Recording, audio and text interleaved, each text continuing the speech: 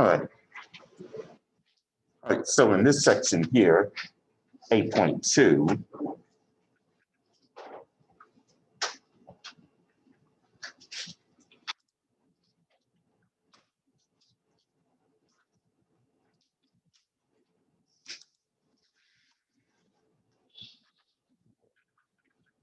all right, so this is 8.2. We're going to be dealing with measures of center and variation. Out of that section, we're going to be talking about things like distribution and also measures of center, which is going to be dealing with the mean, median, and mode. And also we're going to be dealing with measures of variation like range, the mean absolute deviation. Then we'll talk about minimum and maximum usual values. And then we'll look at first and third quartiles, but that's actually going to be in the next section, section 8.3. Okay. Okay, so here we'll look at the three characteristics of a collection of numerical measurements. Okay.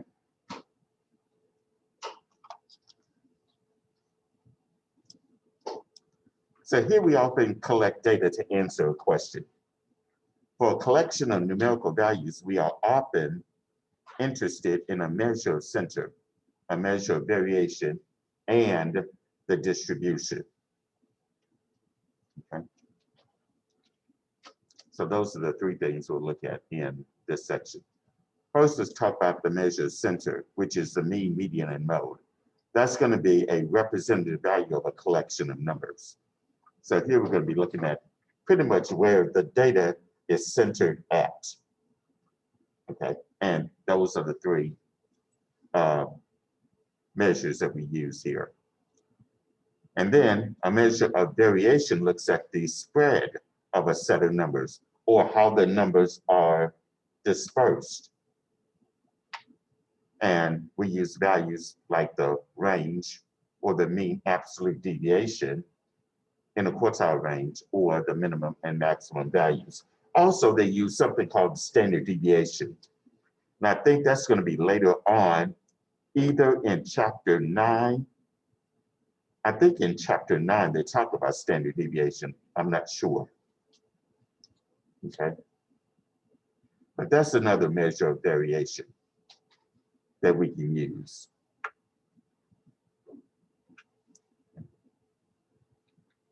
All right, students should be able to find, use, and interpret the measure center and spread, and that's including the mean and the interquartile range.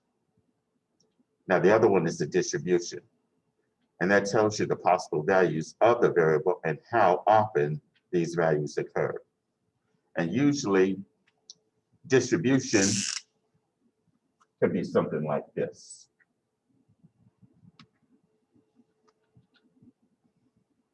It could be displayed something like using what they call a normal curve that we use in statistics. Okay, the normal curve usually is a normal distribution. Okay, also they use histograms as well. Now, in a histogram, it's those boxes that are close together. And usually it is a continuous type of graph that also can give you a visual representation of a distribution. Okay, and in the last video that I talked about,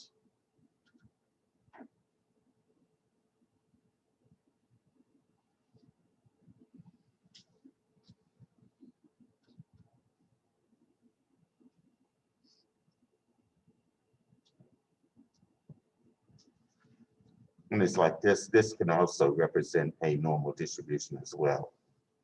And there are other types of distributions that are used. Okay. Also, stem and leaf plot and the dot plot or a line plot would be another way to visualize a distribution. Okay. All right, the measures of center and spread provide supporting information about the distribution. Okay, we're just skipping over slides here. And here's that concept map. So here, the distribution, we use things like a histogram, stem and leaf plot, a dot plot, or a box plot. Now the box plot we'll talk about in section 8.3. And then measure variation gives you the spread, that's the range, mean absolute deviation, minimum and maximum values, first and third quartiles. And then the measure center gives you the type, tells you about the typical value, the mean, median, and the mode. That's where the data is centered, a value where the entire data set is centered at. So the first thing we talk about is the measure center. Okay. Now, the three common choices are just the mean, median, and mode. So we'll talk about what the mean is. Okay. And of course, the mean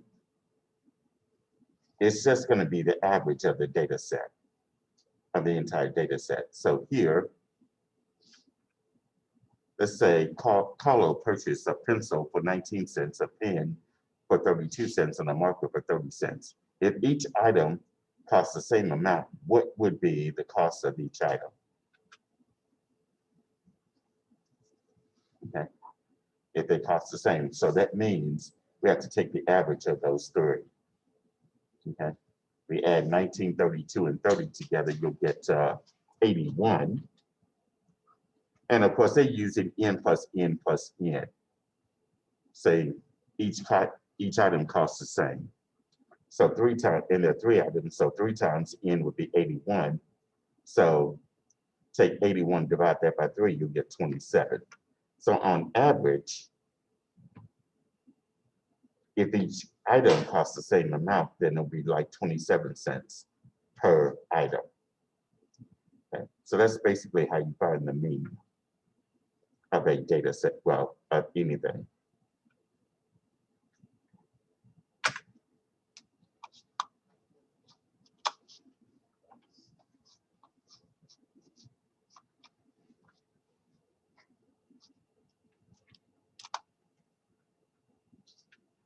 Okay. All right, here's problem number 4. Number 3 on page 456. A teacher asks her students how many pets they have. And here are the results. So here we have a frequency table that looks like this. Okay, so you should be familiar with what a frequency table is and what it looks like. And in this case, they asked the question, how many students were surveyed? And on average, how many pets does each student have? Let's say we want to round this up to the nearest 10. Okay.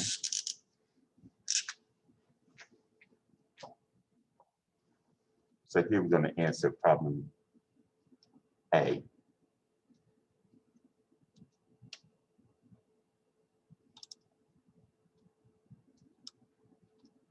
It says here, how many students were surveyed? Okay. All right, and I might need to move this back a bit. In this case here, there are 2, 5, 3, and 1 for each pet.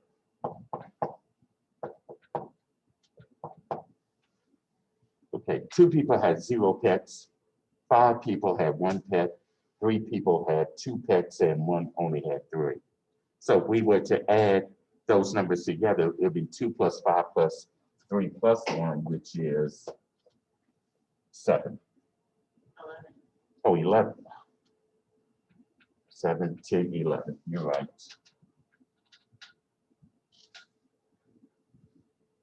All right, so that means that 11 people were surveyed. Okay. And that was part A. Okay. All right, now part B. On average, how many pets does each student have? And round your answer to the nearest 10. Okay. So in this case here, this is going to be part B. Now the way we do the average here, and with this frequency table, this is what I would do here. 2 people had 0 pets, so I'm going to do 0 times 2. And then add to it 1 person having 5 pets. That's 1 times 5. And then 2 people had 3 pets, 2 times 3. And then 1 person had 3 pets, 3 times 1.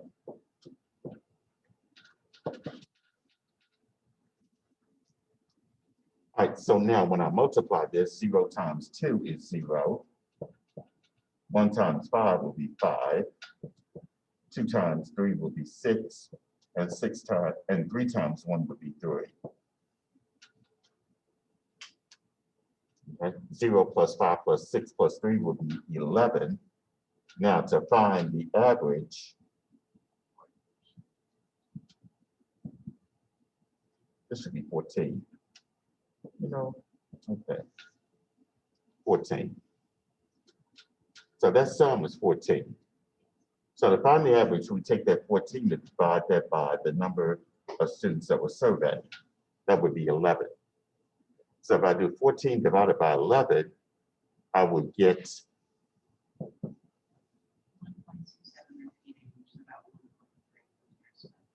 okay. To the nearest 10th, it'll be approximately 1.3. Okay. So on average, each student would have 1.3 pets. Okay. All right. Any questions about problem number 3?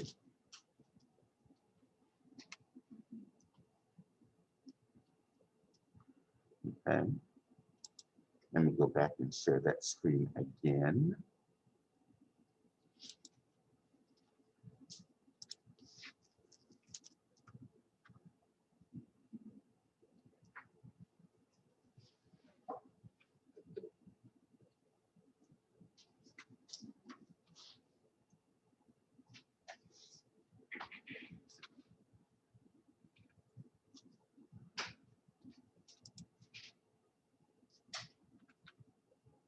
Okay, now this is how we find the mean, and this is a definition of what the mean is. Okay, so if we let x1, x2, and so on up to x of n represent a collection of n numbers, the mean, denoted by this symbol, x with a bar on top, that's read as x bar for the mean, it's going to be defined as this. X bar is equal to x1 plus x2 all the way up to x of n, and the whole thing is divided by n.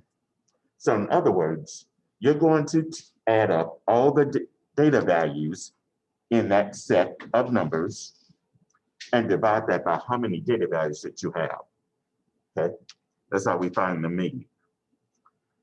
And of course, your n is the number of values. And of course, the total sum is that x1 plus x2 all the way up to x of n. Now, to get the total, if you know the number of data values that you have and you know the mean, we can take the number of data values, multiply that by x bar, the mean. That would give you the total. Okay.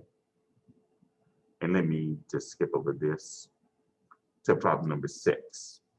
Because this one has a situation where a teacher gives the same test to 2 classes. In the class with 50 students, the mean score was 76. In a class with 30 students, the mean score was 84. What was the mean score for all students? Okay.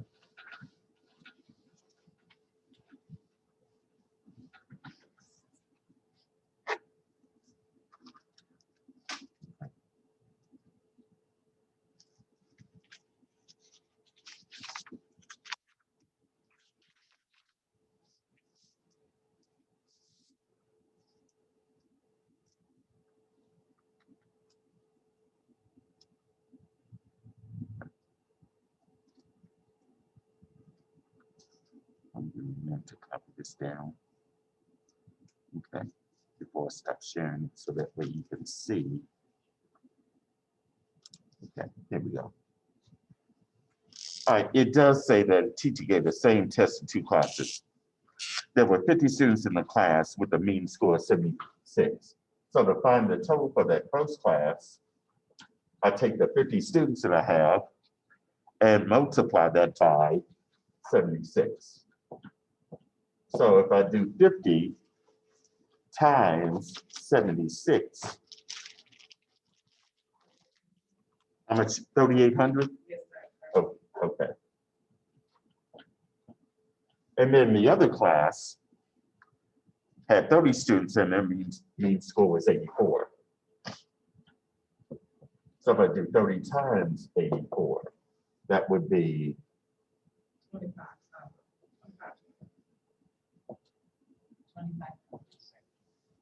okay, 2520. Yes, sir. Okay. Now, here's what I'm going to do here.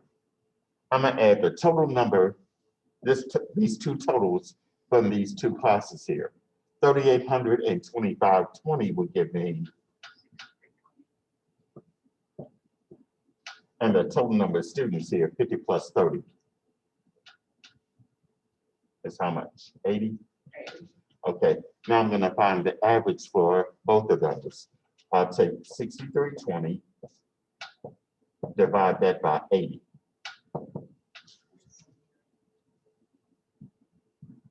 Okay.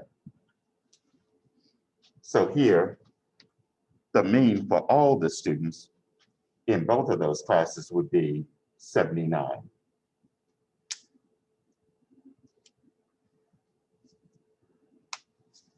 Okay. Any questions about problem number 6?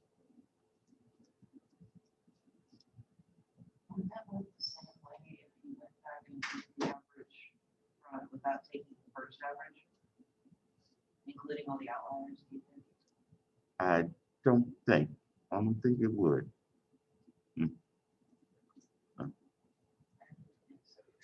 Okay. All right, any other questions?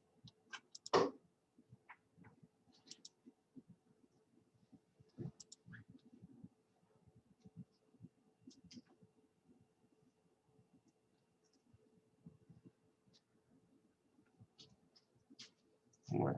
Do we have multiplied the 2 means?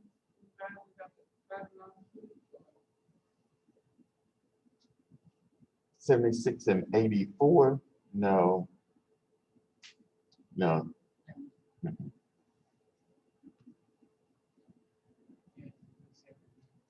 Mhm. Yeah, you have to do it like this. Get the total for the first class and the total for the second class.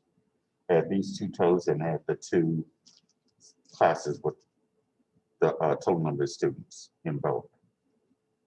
And then do the division. Okay.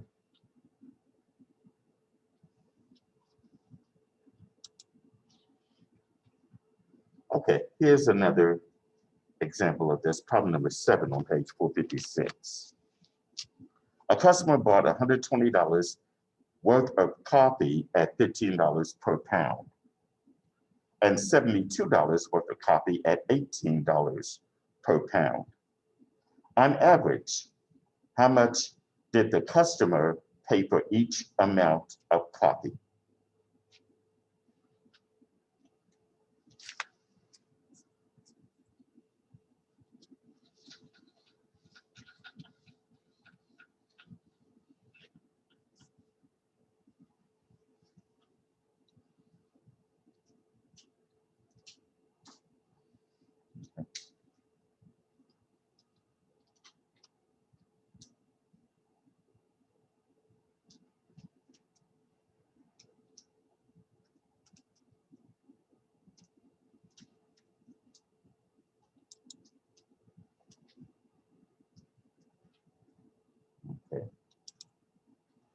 All right, excuse me.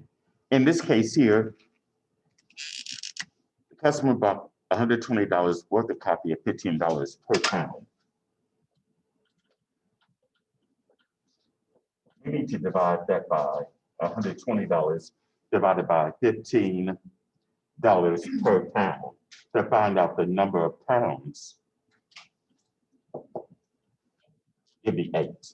So this person paid $120 for 8 pounds of coffee. And then $72 worth of coffee at $18 per pound. So we need to find out how many pounds that happened. It was 4. Okay. $72, $18 a pound means he bought $4 pounds of coffee. Let's see, what's 8 plus 4? 12. And then let's add 120 and 72 together. We'll get 192. Because they asked for how much did the customer pay for each pound of coffee? So he paid $192 total for 12 total pounds of coffee. So he paid $16 per pound on average.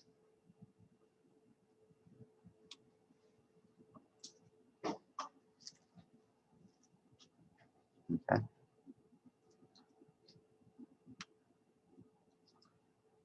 All right, any questions on problem number 7?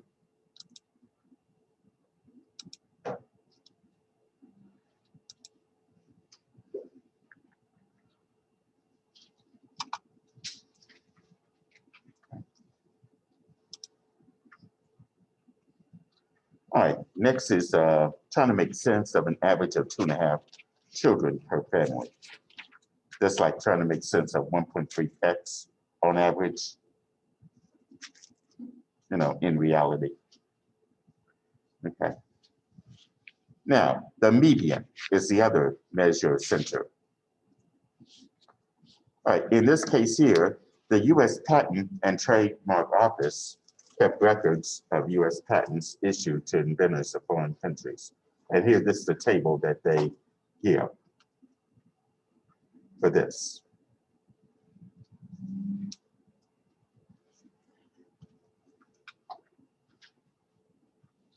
Okay. So here, a possible choice for a representative number of the sorted list, which is this, is going to be the middle number. In this case, 139. Okay. Now, this presents the next definition, a median. That's going to be the middle number in a list sorted from lowest to highest. And it takes account the position of all numbers. And that list that says, where it says sorted, it's got to be sorted from lowest to highest to find the median or that middle number. Okay.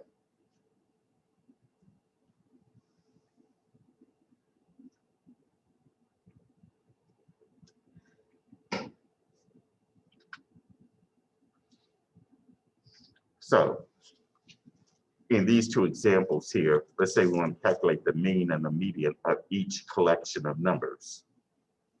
So like in part A, we got 3, 5, 7, and 12, and 20. Part B, we got 3, 5, 7, 12, 300. Notice in parts A and B, the last number is different.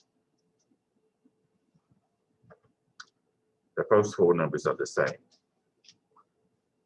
Now, already it's in ascending order from the lowest to the highest. It's already sorted. So to find the mean, we just add those 5 numbers together in part A.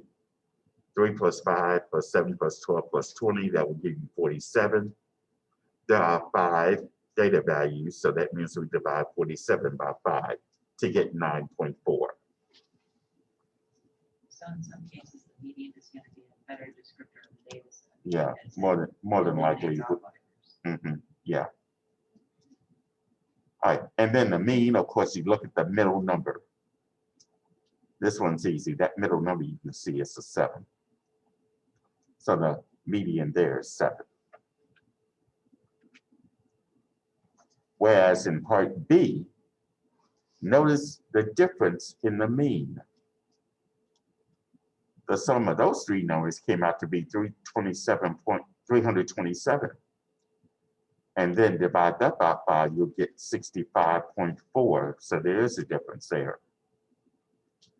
But the median, however, is still 7, because that is still the middle number.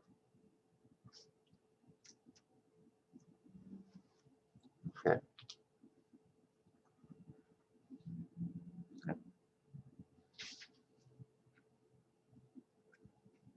So as you can see here, probably for like part B, the median would be a better descriptive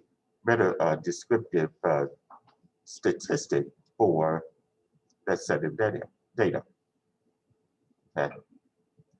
Just like in when you're coming up with average salaries at a four-year institution, sometimes the median would be a better value to use for the mean, because if you were to take the average of every employee, that average would not be a good value to use, because you got administrators that are making 6-figure salaries, whereas someone who's probably teaching, making a 5-digit salary, or probably a small salary. So that means that average would not be a representation of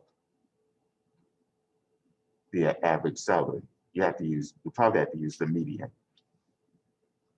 Okay, let's look at problem number 10. A student calculated the median of the data set, which is 5, 7, 2, 1, and 8. The student said the answer is 2. What mistake do you think the student made? Okay. The data set is not in numerical order. It's not sorted. Okay. So that would be the mistake that student made. Now, and I'll go ahead and copy this down. So, if we wanted to correct this, how would we sort this data?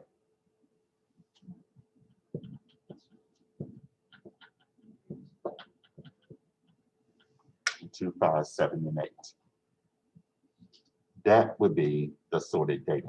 And what would be the median for this data set? It'd be 5, because that's the middle number.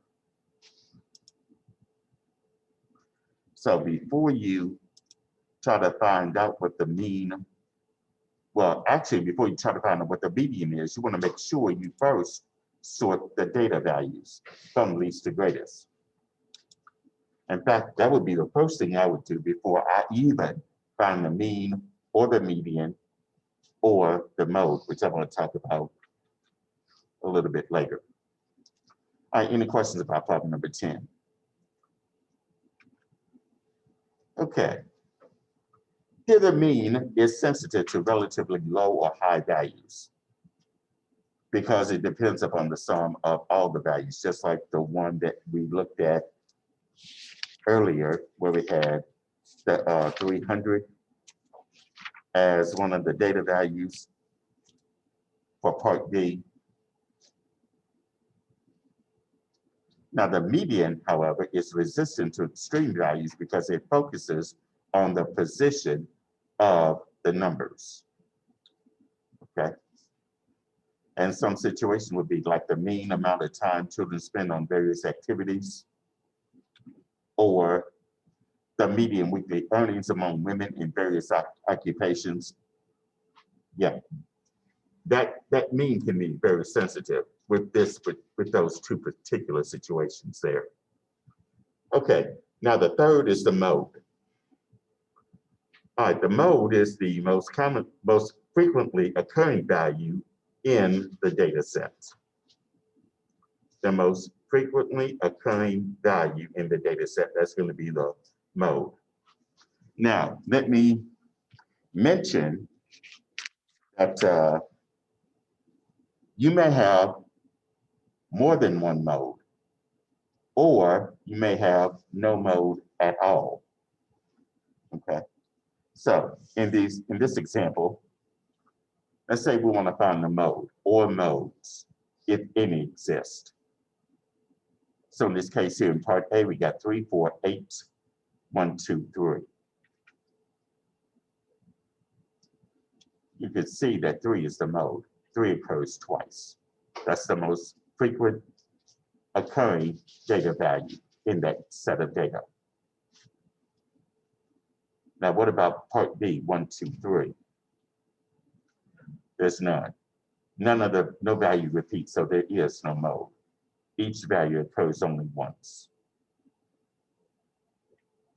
And what about 3, 4, 1, 2, 3, 4? 3 and 4. This is an example of where you have more than one mode. Okay. All right, any questions about example 26? Okay, let's look at problem number 12. Well, we're going to find the mean, median, and mode for each set of data.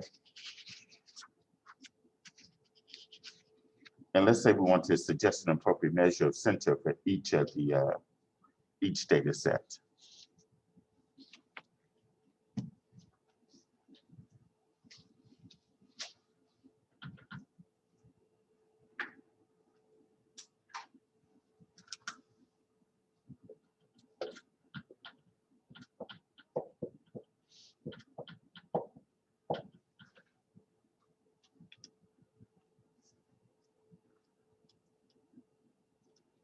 Okay.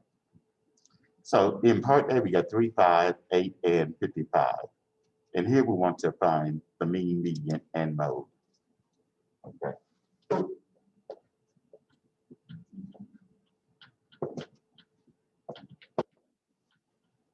Okay. So to find the mean, or we use X bar for that, we just add those numbers, divide that by how many numbers we have. In this case, we have 4. So if I have 3 plus 5 plus 8 plus 55, I'm going to get how much? Well, what's the, 71. okay, 71. And now 71 divided by 4. Okay.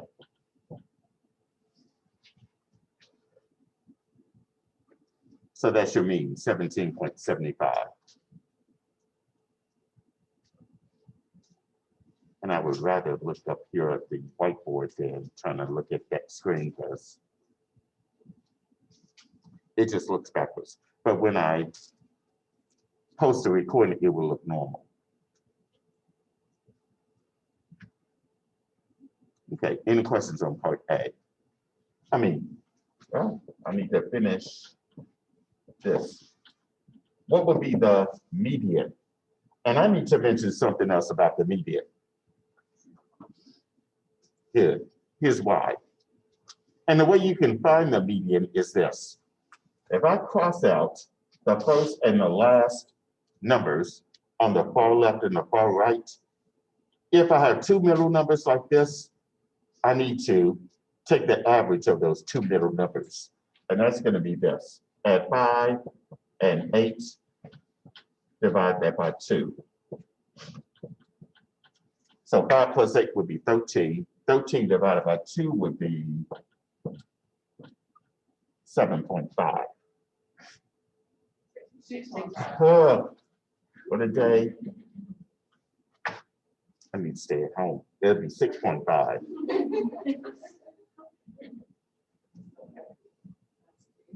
Same. So the median is 6.5. Now, what about the mode? There is none. So we just say none.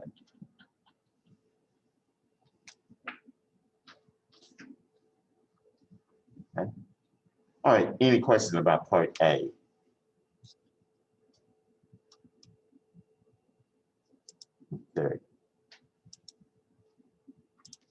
All right, now part B. And here we got 3, 3, 3, 3, 5, and 9.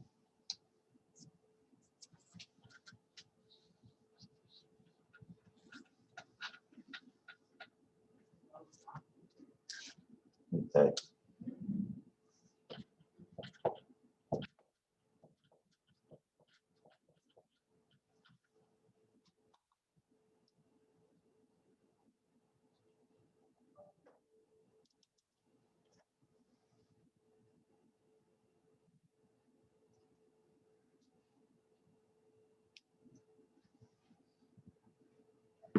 Okay. All right. Well, we already know what the mode is. Someone's just said it. It was 3. 3 is the most frequently, the most frequent number in the data set. Now for the mean.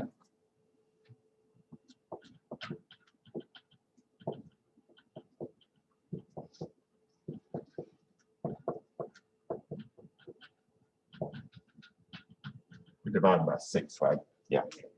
Okay, so this is 12, 17 plus 9, that's 26 divided by 6. Okay. And I'm going to say round to whatever decimal value they ask for in the homework. So if it's to one decimal place, it'll be about 4.3. What's their standard to sit on all of those? Are they usually looking for 1 or 2? Is like the scientific expectation? I haven't had those. Okay. Let me ask. Okay. Now, what would be the median here? Oh, that's easy. That's 3. Because if I cross out, notice I have 2 middle numbers here, 3 and 3. Divide that by 2. This will be 6 over 2, or 3. So the median of that data set would be 3. And of course, the mode is 3. Okay. Any questions about part B?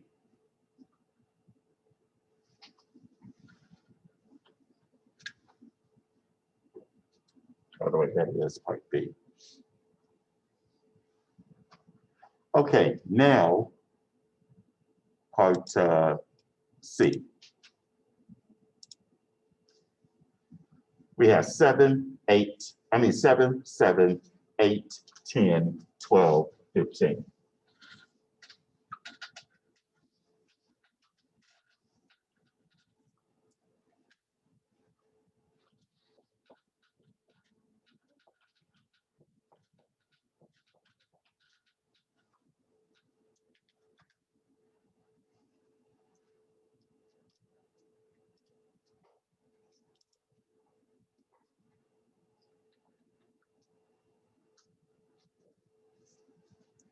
All right, let's find the mean.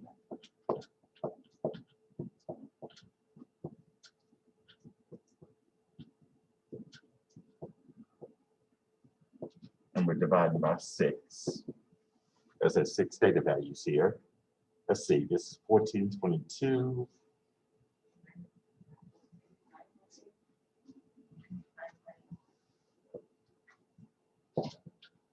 This is what, 9.8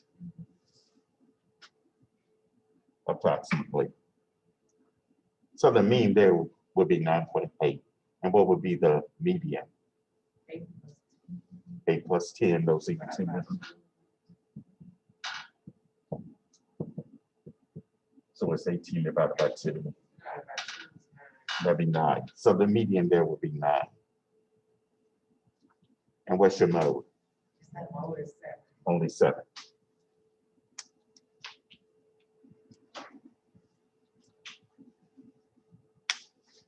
All right, any questions about just finding the mean and the median and the mode of a data set?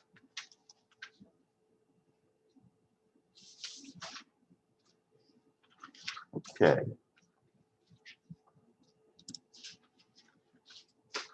All right, let's look at this one right here, problem number 21. A teacher used a frequency table to summarize scores from a 10 question, true, false quiz. So here we got 3 parts to this question. What is the mode of the scores? What is the median of the scores? And what is the median? I mean, the mean of the scores.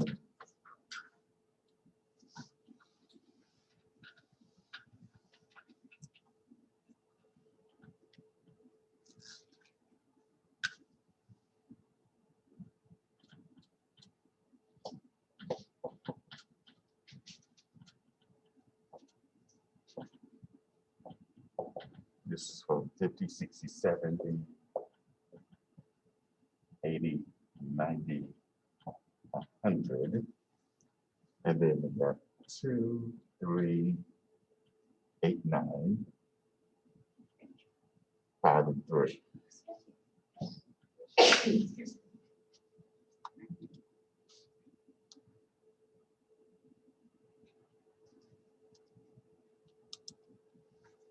Okay.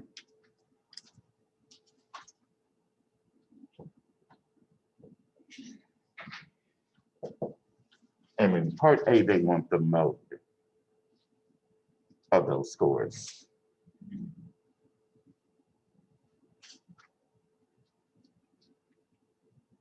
Now, what would be the mode here? 80. Because if you look at the frequency, the highest frequencies are 9, and the score with 9, with a frequency of 9 would have to be the 80. So in this case here, the mode is 80.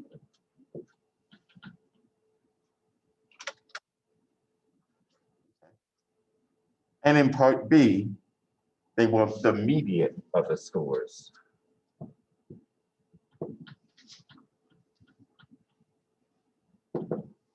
Let me see if I can help you out with this one. Let's add these frequencies together. 2 plus 3 plus 8 plus 9 plus 5 plus 3. How much? 30? Okay.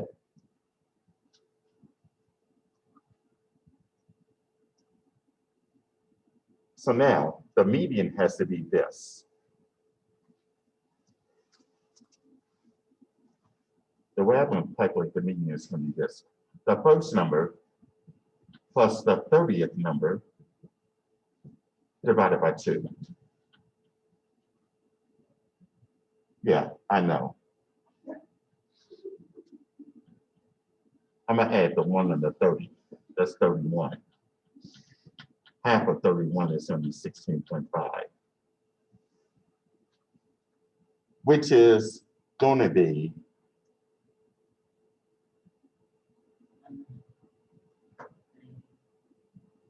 okay.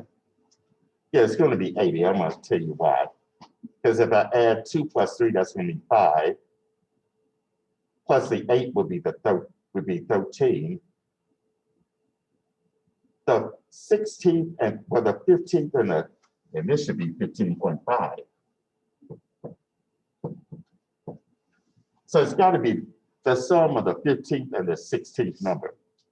The 15th and the 16th number is somewhere right in here with these 9 data values that have a grade of 80. So I know the median has to be 80. Okay. Now, I mean, you could write 50 out twice, 60 out twice, 3 times, 70 out, 70, 8 times, 80, 9 times. You'll see that the 15th and the 16th number will have to be 80 because I have 13 already. The 14th is here. The 15th and the 16th number has to be within those that frequency of 9. And that score there is 80.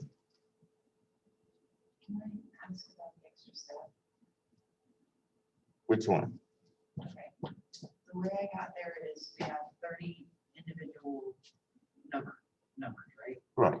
So half of that would be 15. Mhm. And at 15, you realize the 30 is even, so it's going to have 2 numbers instead of 1. Yeah. Why the first and 30th thing? I was just doing it because I was just trying to find out where just the halfway point is. So I know with even if it's gotta be like the 15th and the 16th, it has to be the 15th and the 16th number. Gotcha. I'm sorry, Okay. I just was unclear on that. All right, any other questions? All right, and now what is the mean? Excuse me, what is the mean of the scores? Okay, this is what we need to do here. I need to do 50 times each score times the frequency and add them together. So I gotta do 50 times 2, and then 60 times 3, and then plus 70 times 8, plus 80 times 9,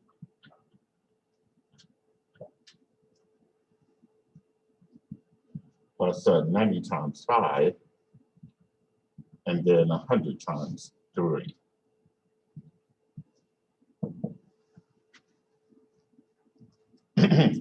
$50 times 2, that's 100. 60 times 3 is 180. 8 times 70 is 560. 80 times 90 is 720.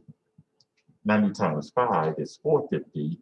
And 3 times 100 is 300. So I need the sum of those.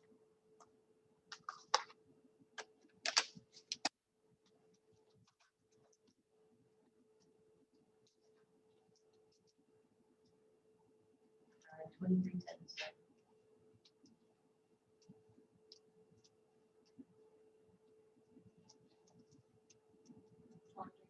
20 through 10. And now to find the average,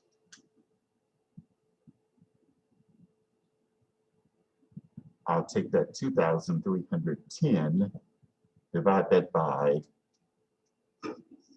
30. Mhm. It's 77. Be 77.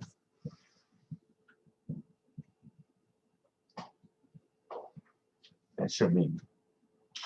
So the mean of that data set is 77, or from that frequency table, the mean is 77.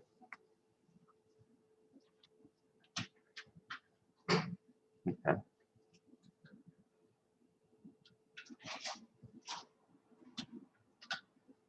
All right, any questions about that?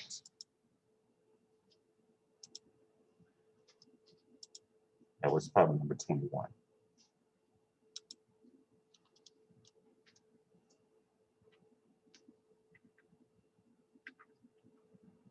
Okay. All right, next we're gonna be looking at stem and leaf plot. I think in the last video that I gave you, we did I presented various types of graphs that can be represented from a data set. So here we'll look at the stem and leaf plot.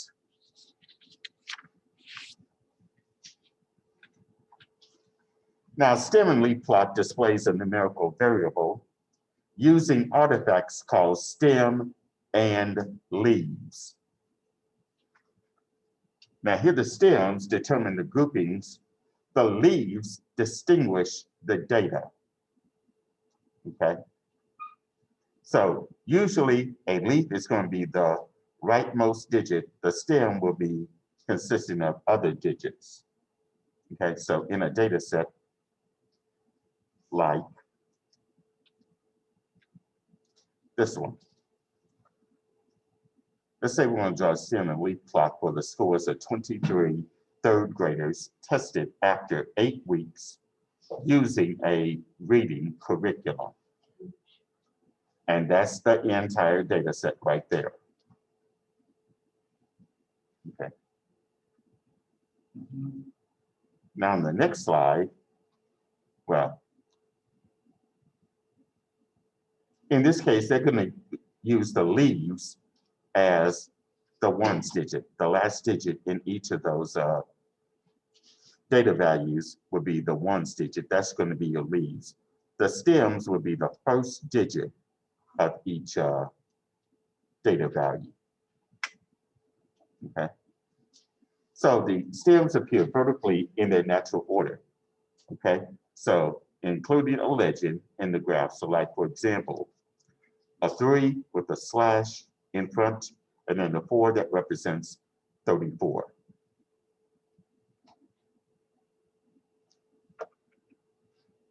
Okay. And they say that right here. The 3 with the slash and the 4 represents 34. Now here, let's say the 2, and this should be 6, 6, and 8. I don't know why they have 0 here. That indicates the scores 26, and then 26 again, and then 28. Okay? Because you have to list each leaf, even if the data value repeats. Like in that last here, 26 occurs twice. So you have to write the 6 as a leaf twice. And the good thing about a stem and leaf plot, it accounts for each and every data value. Each and every one of them, okay? And of course, as you can see here, the absence of leaves corresponding to the stem of 7 indicates that there were no scores in the 70s. Okay. Now, and usually we put the leaves from lowest to highest. So, in this case here, problem number 4 on page 456, here we want to write the data set represented by this stem and leaf plot. We'll start with that one, and then we'll look at how to create a stem and leaf plot.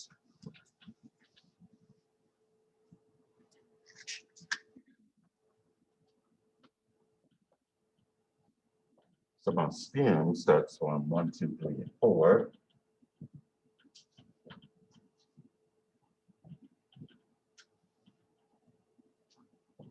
They say 4 with a slash and then 2.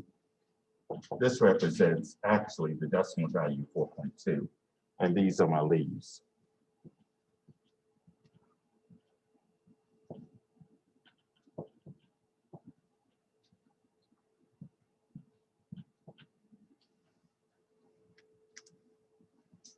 All right, so in this case here,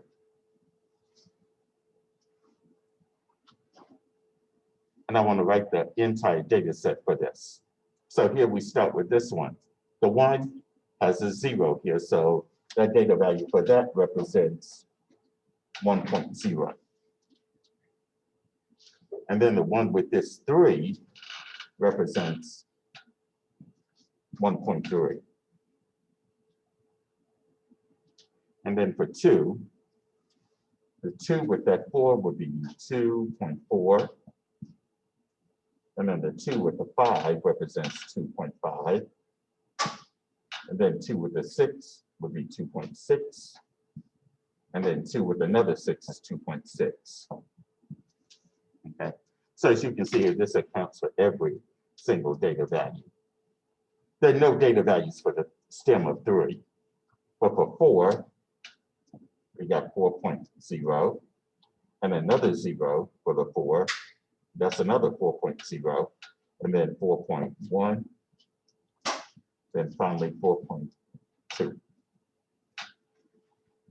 So this is the entire data set from that stem and leaf plot. Okay. All right, any questions about problem number 4 on page 456?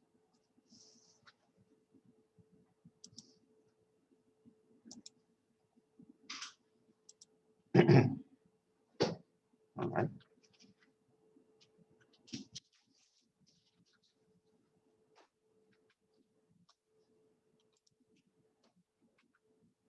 All right, here's an example. Let's say we want to make a stem and leaf plot for the following data set.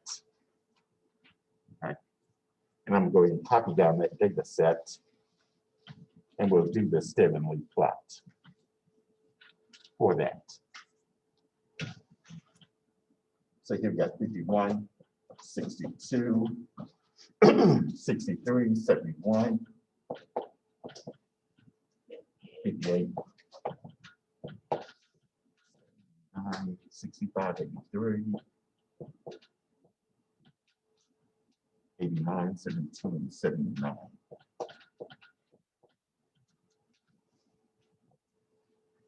So that's the entire data set right there.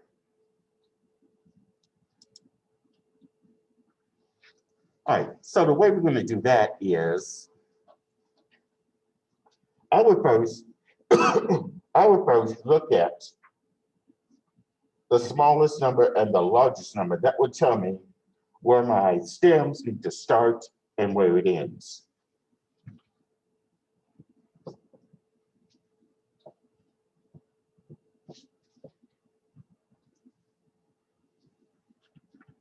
Here, my smallest data value is 51.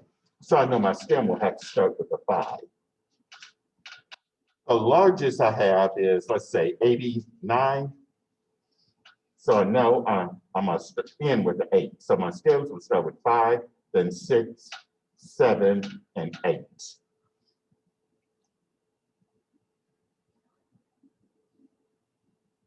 And then next would be my leaves for each one of those stems. So for the 5, which represents the 50s, I got 2 numbers that are in the 50s, 51 and 58. So for 51, under the 5, I write down the leaf of 1.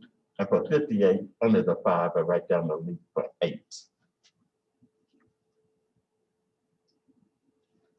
Okay. And then next for the 60s, I got 62, 63, 65, and that's it. So here I write down the leaves for the 60s. And this represents data values between 60 and 69, by the way. So for 62, I write down the 2. For 63, write down the 3. And for 65, I write down the 5.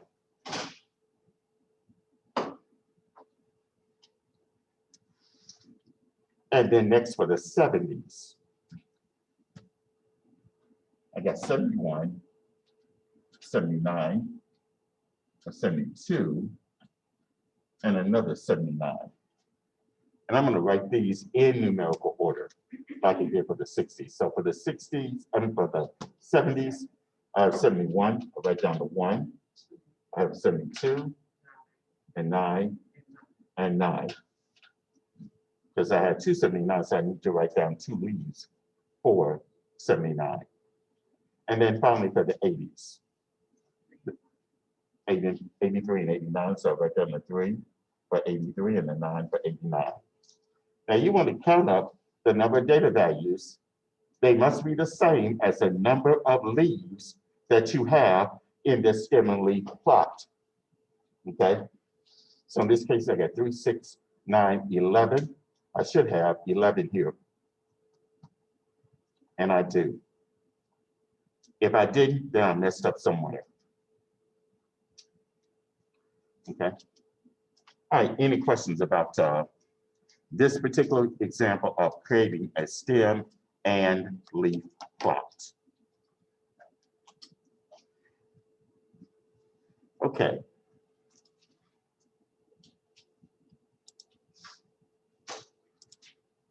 And I think I will have to, I have to end it right here. Okay, so yeah, well, this will be a stopping point right here. Okay, so Monday, we'll finish up section 8.1. I will have, let's say, the out-of-class assignment or the writing assignment up on Blackboard, hopefully by Friday. Okay.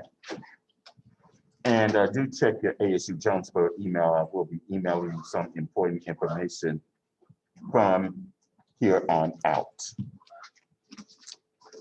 every Friday.